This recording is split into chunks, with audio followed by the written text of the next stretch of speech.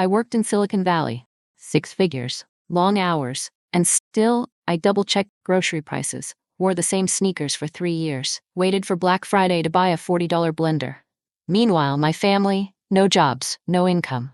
But somehow, they were buying Teslas, iPhones, luxury dresses with my money. And the worst part, they laughed about it. She's single, what else is she gonna spend it on? I just say it's for mom's health and boom, she wires the money. We should have asked for more. She's rich and dumb enough to pay. She thinks she's the smart one, but we're the ones driving the Tesla. That's what I heard, drifting in from the backyard. What's the point of saving money if you're single? The laughter that followed wasn't loud, but it cut deep. I stood still, inside the house, but suddenly I felt like an outsider, like the ATM machine had overheard its own nickname.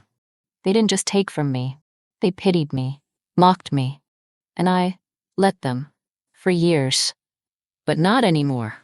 Have you ever been the one who always gives? The one who carries the weight because you're the strong one, only to be disrespected because of your kindness? Then this story is for you. Maybe you've been taken advantage of too. And worse, maybe laughed at behind your back by people you once called family. If you've ever felt that way, you're not alone. Stay with me till the end.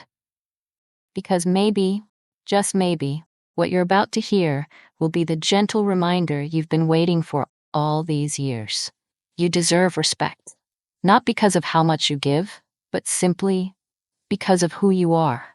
Not because of how much you give, but simply because of who you are. And the people who once mocked your kindness, they don't deserve another ounce of it. You deserve a life where the rewards you earn actually belong to you, where you're loved not for being useful, but for simply being you. And if you believe that injustice is still injustice, even when it comes from your own family, then don't forget to hit subscribe. Join a community of people who speak up, who protect their boundaries, and who know this truth deep down. Kindness should never be a bargaining chip. Her name is Elena, a software engineer, living alone in a modest apartment in Silicon Valley. Single, frugal, hardworking. She earns well, but lives small. To her family, she's the successful one, the one who always steps in, the one who never says no. No husband, no kids. So of course, every family expense somehow ends up on her plate. Fixing the roof, covering her niece's tuition, even throwing a lavish wedding for her younger brother. No one ever asked, "Do you have enough?" Or even the simplest, "Are you okay?" They just assumed. She lives alone. Helping a bit won't hurt. But one day, back home for a family gathering, with laughter echoing under the porch light, Elena overheard something. A single sentence, tossed like a joke, but it hit like a hammer. And in that moment, everything shifted. They weren't just leaning on her.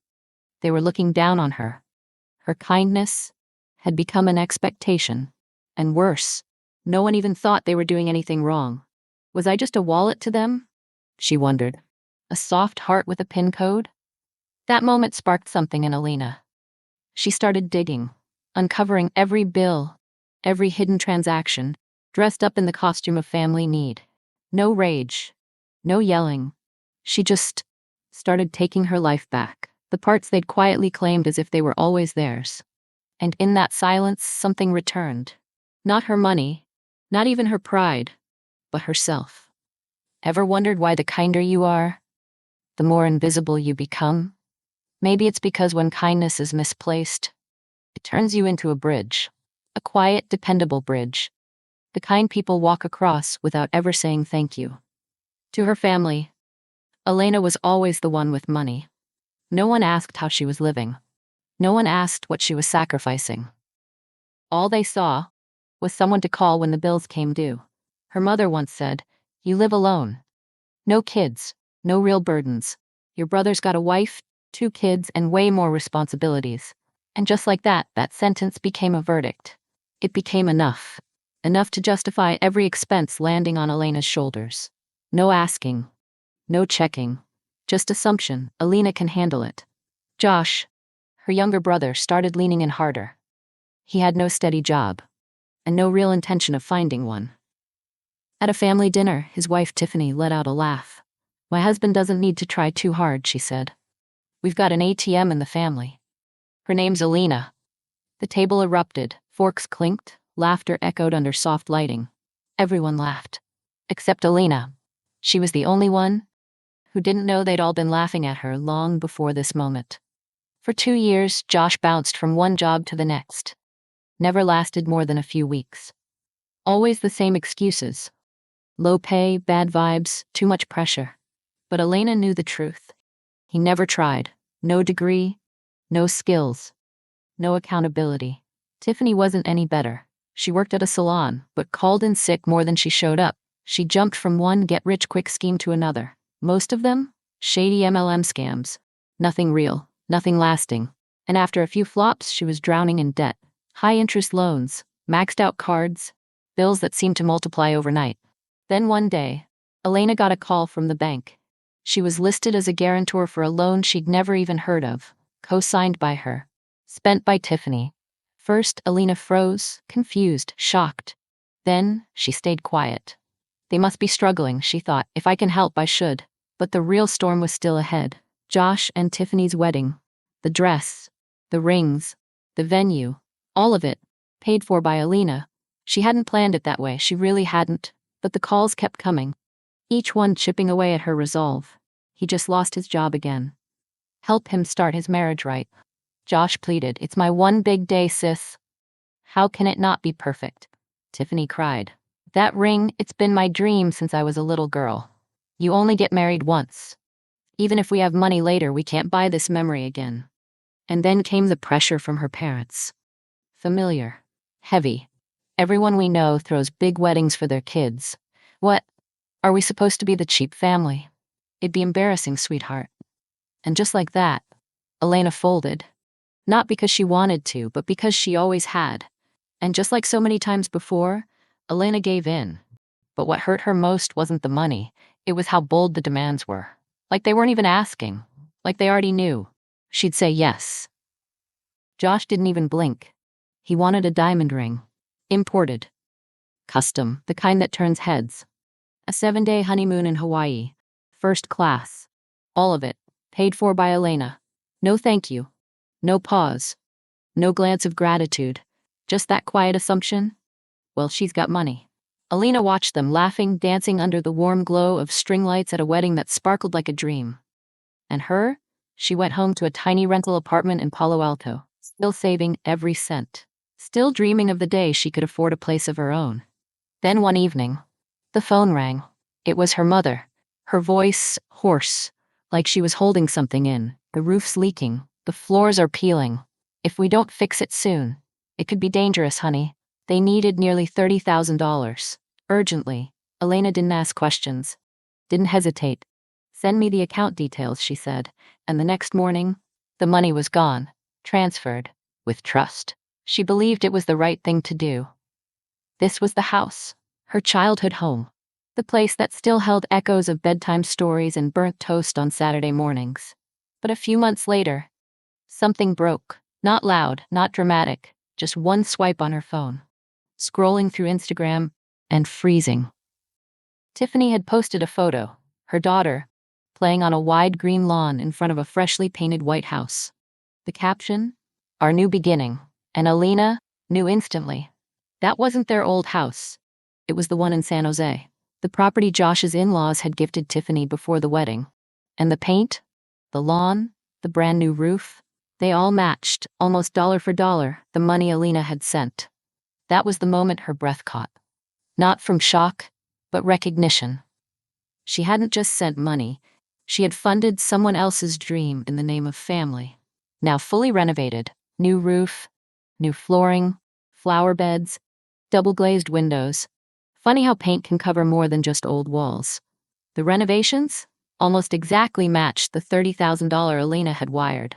Her fingers tightened around the phone, not because of the money, but because something had just become painfully clear.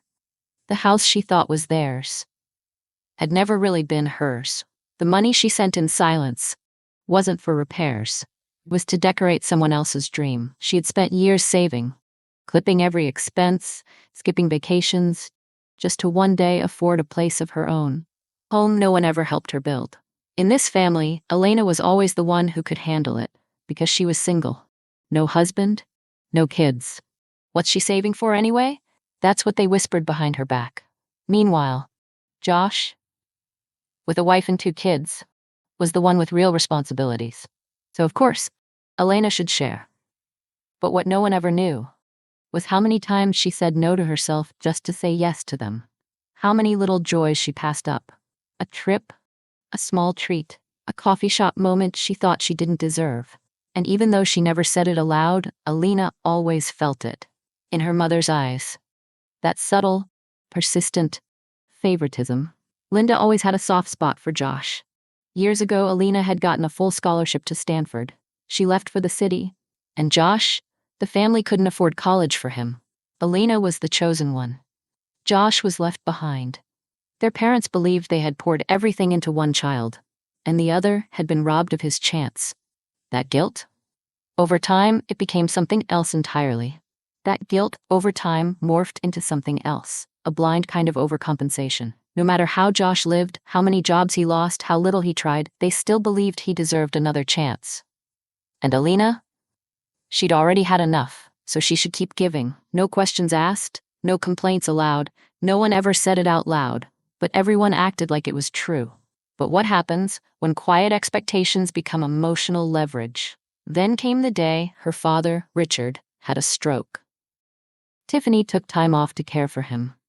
Her parents said, "If it weren't for Josh and Tiffany, your father might not have made it." From then on, their quiet gratitude turned into something else, a quiet emotional debt.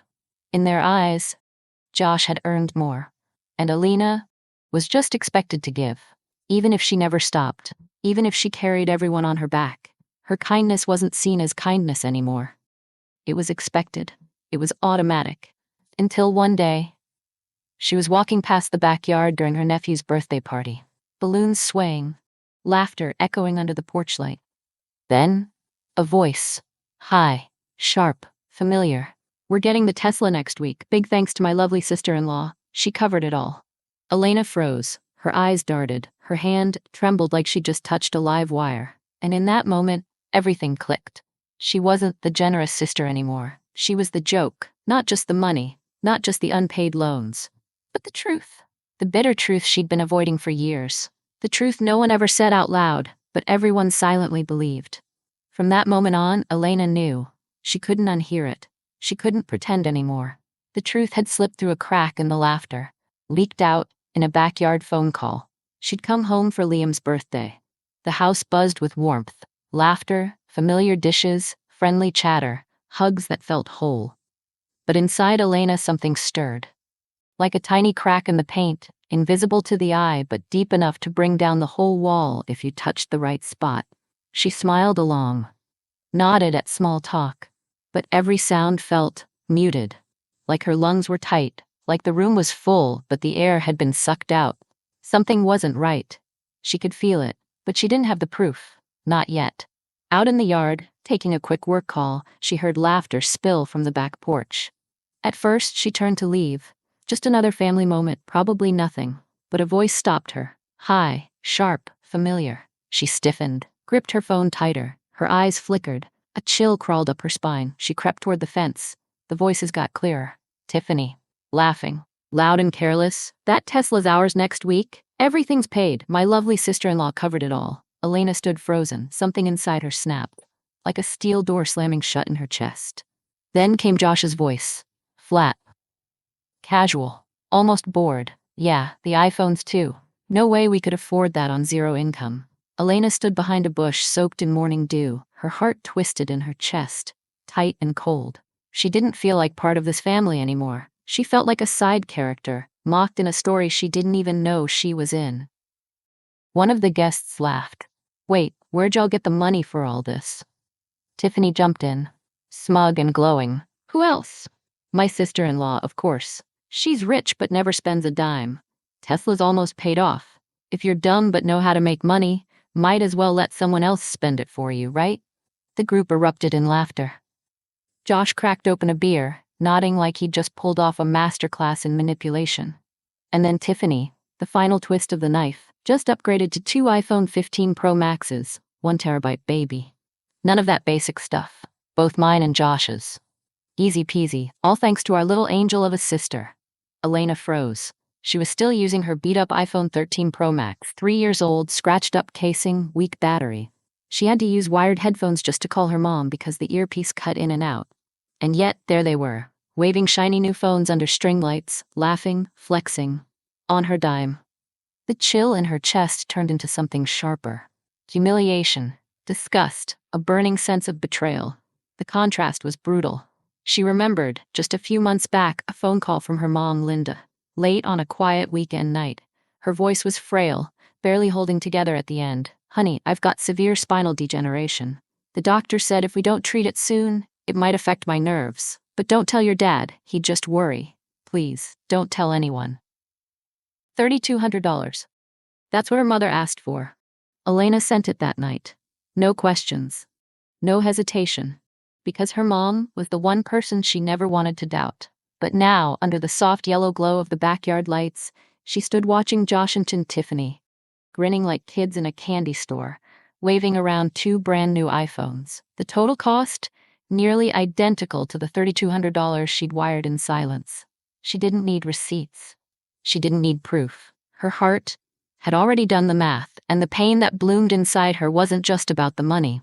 It was that voice, her mother's, so soft, so convincing, whispering, "Don't tell anyone," now echoing like a slap.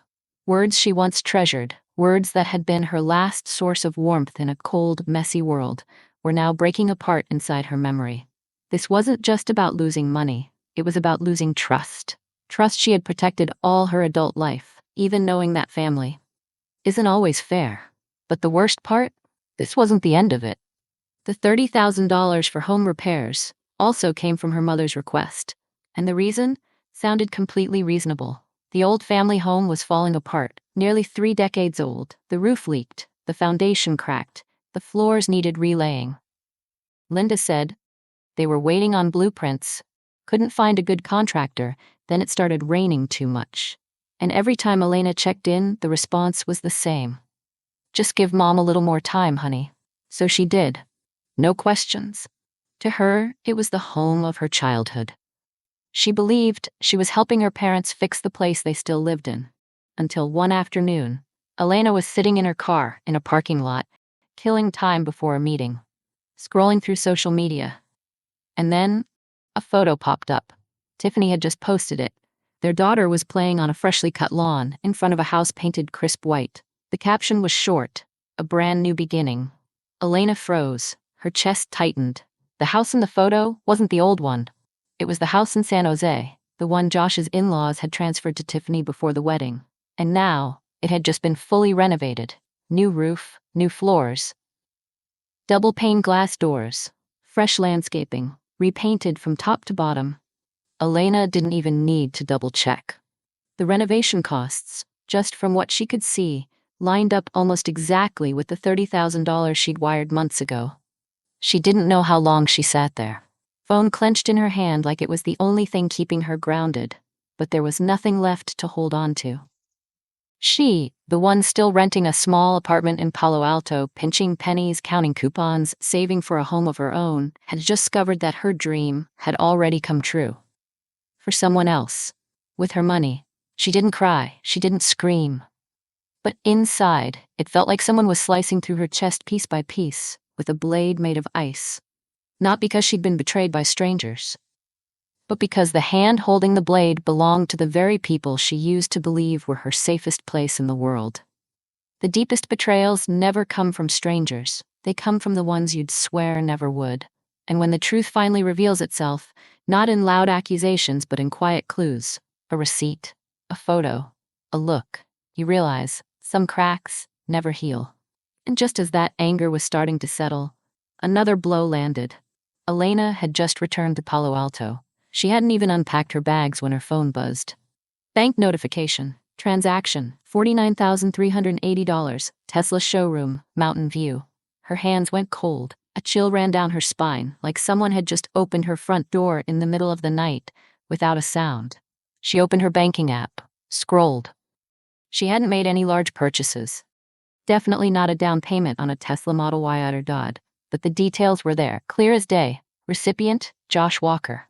Delivery address, Redwood Lane, San Jose.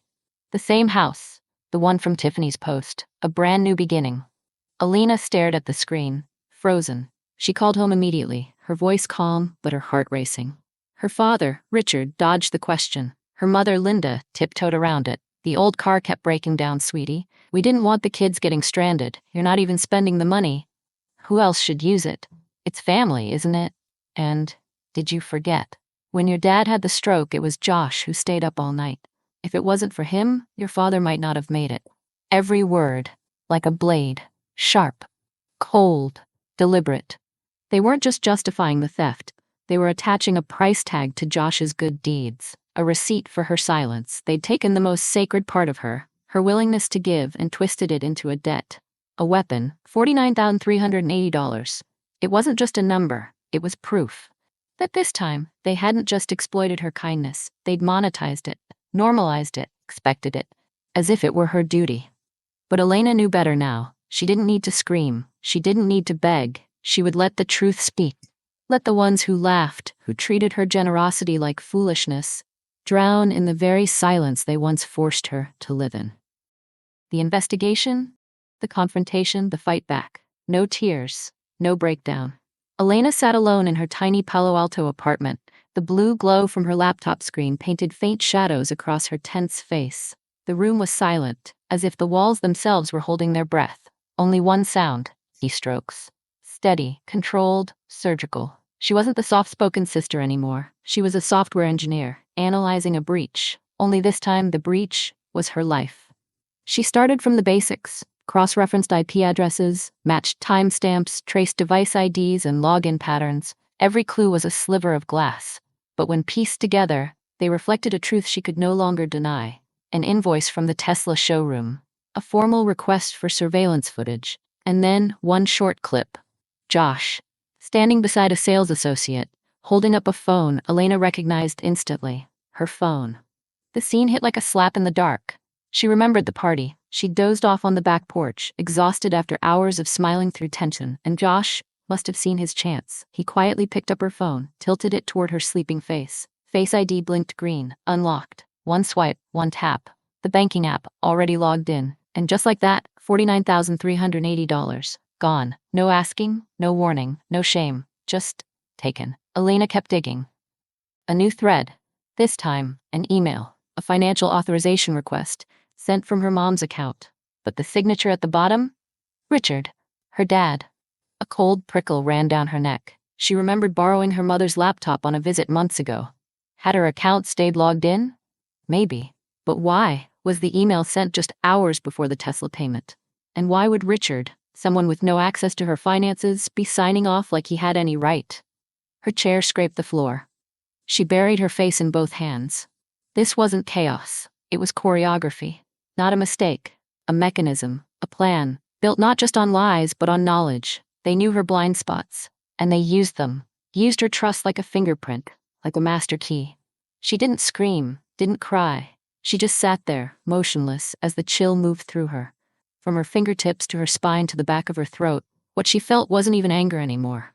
It was betrayal. Frozen, calculated betrayal. Because this wasn't just a theft. It was a message. We know you won't fight back. We've counted on it. But something inside her shifted. Suspicious and unsettled, Elena began combing through her old credit reports, line by line, year by year. And what she found left her breathless. Tiny entries, scattered like breadcrumbs. $230, $350, $490. Personal loans, processed through apps like Affirm, Klarna. The names were hers, but the contact numbers, not even close. She traced it. The number linked to all those small loan accounts. It was Tiffany's. The same Tiffany who'd borrowed her phone during those casual family weekends. Elena hadn't thought much of it back then. Just a sister-in-law checking movie times, ordering takeout, sending herself photos, but now the pieces fit, like a cruel puzzle. Maybe that's when Tiffany got access to her login info, to her pre-saved passwords, to apps already signed in, one open door, one distracted moment, and 100 ways to take. At first, it was nothing. $30 here, $80 there, a few over $100. Elena always assumed they were hers. Forgotten Amazon order, a subscription she never canceled, a parking fee. Each one by itself, harmless, forgettable. But together, they told a different story. A roadmap of betrayal, hidden in plain sight, shielded by busyness, protected by trust. The amounts weren't massive, but the damage was relentless, like acid, dripping slowly onto concrete, eroding the ground she thought was solid. There had been signs: a rejected rental application, delayed credit approval, weird calls from unknown lenders. She blamed it on glitches. You know how the system is. But now, she knew. The system wasn't broken, it was being manipulated by someone inside her circle. This wasn't just about money. This was about control and theft, of identity, of dignity, of everything she built one careful year at a time. The worst part, it hadn't started yesterday. It had been creeping into the cracks of her life for years, bit by bit. Loan by loan, lie by lie. Elena sat still in the dim glow of her screen, fingers trembling, jaw clenched. And then she started gathering every receipt, every tiny charge, every statement she once ignored. A digital paper trail of betrayal. The video of Josh at the Tesla showroom, the forged email, the credit reports, the suspicious IP logs, all of it. A map leading straight to the people she once called home. Losses that once felt minor had quietly stacked up enough to shake the very foundation of her life. She drafted a full report, filed a chargeback request with the bank, submitted a formal complaint to the local financial crimes unit for identity theft and misappropriation of funds. This time, nothing would slip through the cracks. They had assumed she'd always stay silent, but this time, they crossed the one boundary she had left for them: her trust. And once trust is unearthed, there's nothing left to save. The family collapse, and tearful phone calls from every wound she'd swallowed in silence to this very moment. Elena saw it all, crystal clear. She had reached her breaking point. She no longer wanted to live wrapped in relationships that clung like ivy, draining her, then letting her wither. This time she would cut every vine. No hesitation, no guilt, because now she understood. The more you give without condition, the more they stop seeing it as sacrifice and start calling it your duty. And when kindness is mistaken for obligation, silence becomes your own trap. A few days later, Elena returned to her mother's house, a Sunday afternoon, just like always. But this time, no smiles, no gifts, only silence, and a resolve cold as steel. She stepped through the door. The family was gathered at the dinner table. Forks clinked against porcelain, a sound so familiar. Yet in Elena's ears it rang sharp, like silver tapping on the edge of fragile glass. No one looked up, not until she placed a thick stack of documents right in the center of the table. And just like that, everything stopped. The air shifted. The silence turned solid. Her eyes no longer carried the warmth of a daughter. They held the fire of someone demanding justice. The dining table, once a place for shared meals, was now a cold, flat surface where evidence was being laid bare. No one moved. The once cozy dinner had turned into a crime scene. Elena calmly opened the folder. Her voice didn't rise, it didn't shake, it cut. "This has everything," she said. "The Tesla transaction, IP logs, showroom footage, even the loan accounts that were opened in my name." She glanced around, let it hang.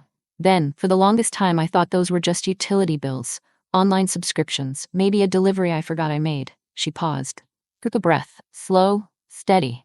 But now I know. It was a blueprint of betrayal, drawn with the very trust I gave you. Josh went pale. His eyes darted, scanning for an exit like a man trapped in his own living room. Elena looked at him. But she felt nothing. No anger, no triumph. Just a cold, hollow ache pressing against her ribs. The person she once called her brother was now just a man avoiding her gaze like a stranger with something to hide. Part of her wanted to scream, another part felt something else. Relief, like a mask had finally fallen off. Tiffany was frozen mid-sip, clutching her glass but not drinking, her lips tight, her hands trembling. Mr. Richards stared down at his plate. The fork in his hand quivered slightly. Mrs. Linda sat with her hands clasped so tightly, the knuckles turned white, like she was holding back something she couldn't let out. Elena scanned the table. Her voice wasn't warm anymore. "If anyone at this table still thinks this is just a family matter, let me remind you, this is identity theft. This is financial fraud. This is a federal crime." She let the silence swallow that, then added, lower, sharper. I stayed silent for far too long because I still believed in family. A beat. No one breathed. But now, I'll let the law finish what I've started. She turned. One step. Then another. The sound of her heels not loud but final. Like a gavel. A verdict echoing through the house they once called home. The dinner table, once a symbol of togetherness, now sat frozen, cold. Like the trust they'd slowly strangled out of existence. No one spoke. Only Elena's footsteps, fading but unforgettable. A few days later, the EV dealership confirmed receipt of Elena's dispute. The evidence was clear. Forgery, misuse of funds, identity fraud. The bank froze the payment. An official investigation began. Josh was summoned by the Financial Crimes Unit. He tried to dodge it, but this time there was no backdoor. The family panicked. Linda called, her voice cracking. I didn't think it would go this far. Please, can't you forgive your brother? Just this once? Richard said nothing, but this silence was different. Not the silence of avoidance, the silence of a man who'd run out of excuses. Tiffany texted, long, rambling, just like always. You destroyed this family over a few stupid dollars. Was it really worth it? Elena didn't reply. She sat alone in her apartment, the soft yellow light of her desk lamp spilling onto the keys. Her old laptop hummed. An empty Excel sheet blinked on screen. But the list? It had lived in her head for years. One line at a time she began typing. Expenses she once brushed off as petty, as family obligations. But now each number was a scar. Each row, proof of just how long her kindness had been exploited, while no one, not a single soul, ever stepped in to stop it. $4,495, Tiffany & Co. wedding ring, a center diamond over 1 carat flanked by 2 smaller stones. Custom engraving, names and wedding date picked by Josh. Elena paid for it all. She still remembered that day. Josh beaming like he'd hit the jackpot. Tiffany's eyes glistening like a pageant queen. This ring has been my dream since I was a little girl. You only get married once. Even if we have money later, you can't replace what this means. Her parents added, every daughter deserves a grand wedding. You don't want your brother's wife to feel less than, do you? Josh just shrugged. If you don't buy it, who will? I don't have the money. 3 directions. 3 pressures. Elena stood in the middle, and like always, she gave in. $3,200. 2 iPhone 15 Pro Max, 1 terabyte, $1,599 each. The total? Almost identical to the spinal treatment her mom claimed to need. Too precise to be coincidence. She watched them flash their new phones, champagne in hand, while she was still using a scratched-up iPhone 13 Pro Max with a dying battery and a frayed charging cable. Elena didn't feel jealous. She felt cold. $1,600. Custom wedding dress, Los Angeles handmade. Swarovski crystals. Tiffany insisted. Elena hesitated. Tiffany clutched her hand and wept. Elena, I'm not asking for a fairy tale, just one beautiful dress. Even if I can afford better one day, a wedding gown, there's only one. Her parents again. Every bride deserves to feel her best. You can afford it. Help her just this once. And again, Elena was backed into the corner where not helping meant being heartless. So she pulled out her wallet, again, and now, every number was no longer just a cost. It was a cut, one that never healed. $30,000, fixing the family home, money she believed was going to restore her childhood roof, was instead used to remodel the house where Tiffany and Josh now lived, with Tiffany's parents. Her dream of owning a home became their reality, built with her hands, her effort, her trust. Total, over $39,000. A list that looked like spending on paper, but in truth, was a map of betrayal, drawn in the name of family, colored in with her kindness. Elena sat still, staring at the number. $39,000, just a number. But her hands began to tremble, like she'd touched a live wire. Her chest felt heavy, as if someone had placed a stone there, quietly, cruelly, without asking. She had never spent that much on herself, not even close. Each line in that list felt like a scene, rewinding through years of quiet sacrifice. And never, not once, had anyone asked, "Are you okay?" They had no idea that she once stood in line for food relief during the pandemic, that she scraped together every last dollar to cover rent, that she cried alone after job interviews, rejected because of credit damage, from debts she never made, and through it all, no one checked in. No one remembered. She was human too, that she could get tired, that she could break, that she needed love, not just responsibility. Her heart didn't break because of the money. It broke, because deep down she finally saw what they saw. In their eyes, she wasn't a person. She was a tool, a breathing ATM, a walking wallet with feelings, just a name they summoned whenever there was a family emergency. And because she had a soft heart, they had worn her down to the bone. But now, enough. For the first time, Elena looked at that number, not with disappointment, but with clarity. She finally saw what she had never dared to admit. She deserved a different kind of life. One where kindness wasn't treated like foolishness. One where every dollar she earned was meant to feed her dreams. Not fund the lives of people who never once saw her as whole, only as someone who could give. She remembered, just a year ago, the startup she worked for shut down her entire department. Overnight. No warning, just a 3-sentence email. No job, no severance, no backup plan. With nowhere else to go, she moved back in with her parents. Back to the small suburban house she'd once left behind to chase something bigger. Every morning she woke at 5 a.m., took the bus into the city, 2 hours each way, just to sit through interviews that lasted 15 minutes. Everyone in the house knew. No one asked if she needed help. No one even looked up. During that time, Tiffany kept texting like nothing had changed. "Sis, I need $300 by tomorrow, or the loan sharks are coming." Elena sent it, without hesitation, even though that day she had just $27 left in her wallet. No thank you. No check-in, not even a "how are you?" She thought back to the pandemic. The city locked down, grocery aisles empty, streets silent, and she was alone. In a tiny apartment, 4 white walls, a broken chair, and a silence so heavy it pressed down like concrete. No one called, not a single text. Days passed like ghosts. She stood in the rain once, waiting outside a church just to get a hot meal. She had nothing left, and if not for strangers, she might have gone hungry. And her family? They knew. They all knew. But they didn't call, didn't ask how she was holding up, didn't offer anything. They only remembered her when they needed something. They only called when the bills came due. They only said her name when they needed money. They used her, mocked her, laughed behind her back. And yet she didn't yell. She didn't fight. She just left. And sometimes the loudest revenge is the silence you leave behind. Not the kind that fades, but the kind that echoes through every corner of a house where your laughter used to live. Standing up and letting go. Elena didn't slam doors, didn't write a tell-all, didn't post any rage online, but inside there was still a sting. Not from anger, but from grief. Grief for a version of herself who still believed that family meant safety, that when the world shut you out, home would still take you in. But now she knew, not every roof is a home. And not every "I love you" is love. Silence wasn't peace. Not at first. It felt like dangling off a cliff and finally letting go of the rope, falling, through layers of guilt, betrayal, awakening. But this time she didn't reach for the rope again. Because sometimes letting go isn't weakness, it's survival. No big speech, no dramatic goodbye. She just moved on, quietly, with the precision of someone who had finally counted the cost, every dollar, every scar, every unpaid favor. She didn't need closure.